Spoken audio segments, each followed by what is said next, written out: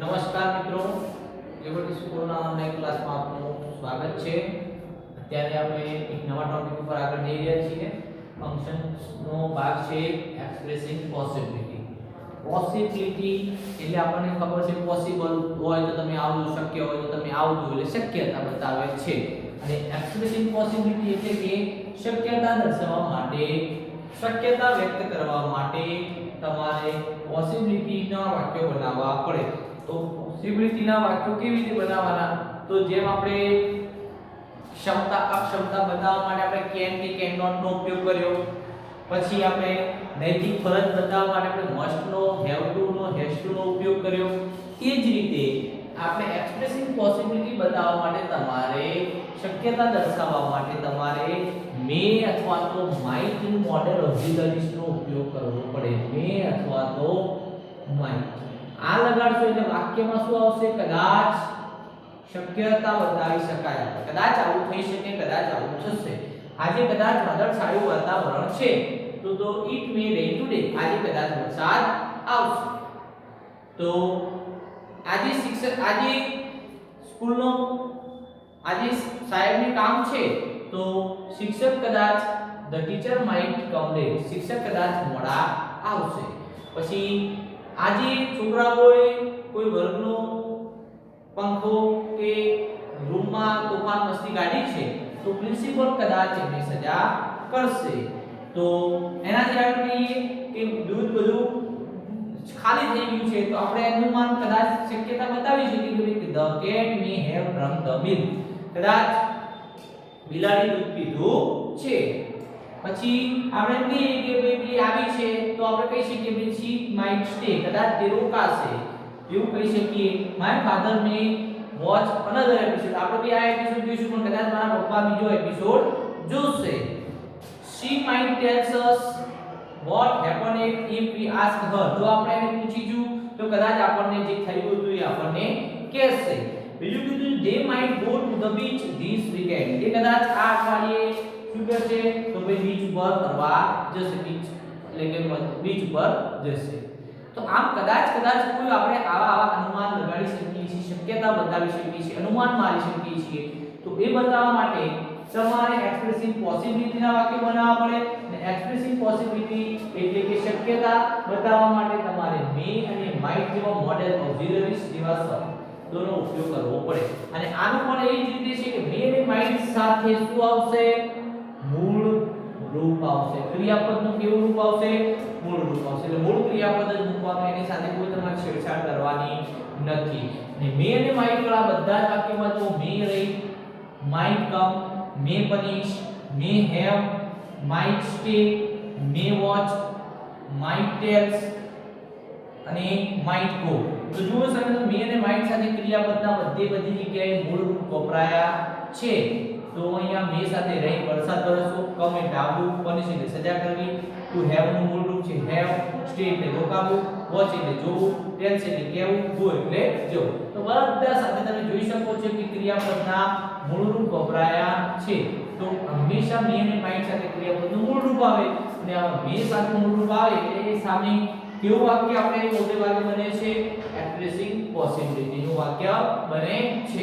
વાક્યને વિગતવાર જોઈએ, ધ્યાન આપો. તો જોડકામાં તમને સીધો ખ્યાલ આવી જશે. અને કોઈ વાક્ય આપણને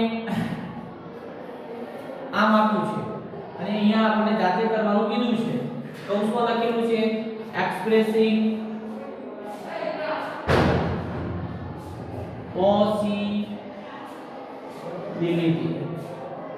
તો પોસિબિલિટી નું વર્ણન કરો, દર્શાવો. તો આપણે કે the teacher May teach new lesson.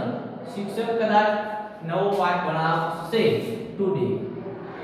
આજે કદાચ શિક્ષક નવો પાઠ ભણાવશે. આપણે એવું નથી બનાવવું, કંઈ બીજું બનાવવું છે. આપણે એવું લખી શકીએ the teacher May give new project. આજે શિક્ષક કદાચ નવો પ્રોજેક્ટ બનાવવા માટે આપશે ટુડે. તો આવી રીતે આપણે કેટલાય વાક્યો બનાવી શકીએ છીએ. તો આવી વાક્ય teacher may come late today. આજે કદાચ શિક્ષક મોડા આવશે. તો આ એક્સપ્રેસિવ પોસિબિલિટી શેના વડે બનાવ્યું આપણે તો મે સાથે નોટ મૂકી અને કર્મ મૂકવાથી એક્સપ્રેસિવ પોસિબિલિટી નું વાક્ય બને છે. આજે વાદળછાયું વાતાવરણ છે તો આપણને ઈટ આપ્યું હતું તો આપણે શું લખ્યું ઈટ મે રેન ટુડે આજે કદાચ વરસાદ વરસશે. બરાબર. તો પ્રિન્સિપલ એટલું આપ્યું હતું ને આપણને એમ કીધું છે કે જાતે બનાવવાનું થાય તો આપણે લખેલું છે પણ આપણે એક્સપ્રેસિવ પોસિબિલિટી નું વાક્ય બનાવવાનું થાય તો આપણે લખી શકીએ કે પ્રિન્સિપલ મે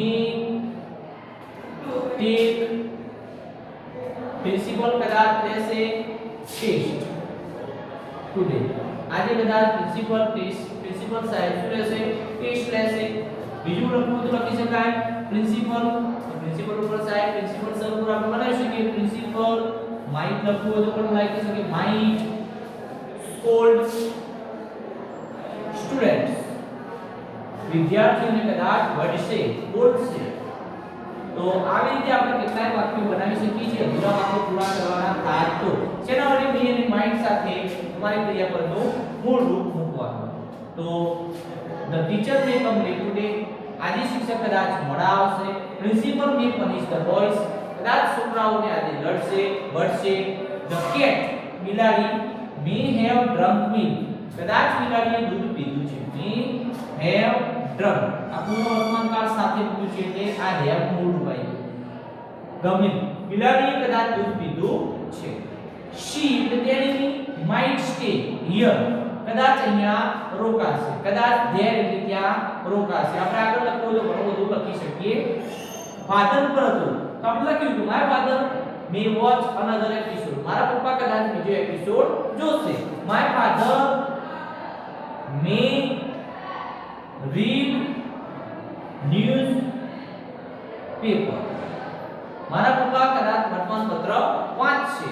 તો આ રીતે આપણે કેટલાય વાક્યો બનાવી શકીએ છીએ. she might tells તેણીની કદાચ કહેશે us આપણને what કે જે happen જે થયું હતું એ આપણને કહેશે.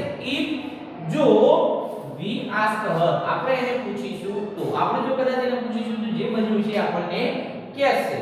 અને they might go they એટલે તેઓ might go એટલે કદાચ જશે to the beach this weekend આ અઠવાડિયાના અંતે. તો આપણે એટલું they આપ્યું તો આપણે એ બીજું બનાવી શકીએ they might visit તેઓ મુલાકાત લેશે science fair today આજે weekend જે લખવું હોય આપણે લખી શકીએ છીએ. તો આ might અને may સાથે તમે ક્રિયાપદનું મૂળ રૂપ મૂકવાથી પોસિબિલિટી વાળા વાક્યો બને છે. તો અધૂરા વાક્યોમાં કામ આવશે જોડકામાં સીધું તમને ખબર પડી જશે. તો આ રીતે તમારે ભાઈ 3 માર્ક્સ પૂછાશે જ્યાં જે તે એક ટોપિક અલગ અલગ પૂછાશે તો આ રીતે તમારે તૈયાર કરવાના. બીજા મીના વાક્યનો અભ્યાસ કરશો એટલે તમને વધારે ખ્યાલ આવશે. બરાબર. આ ટોપિક આપણે અહીંયા સુધી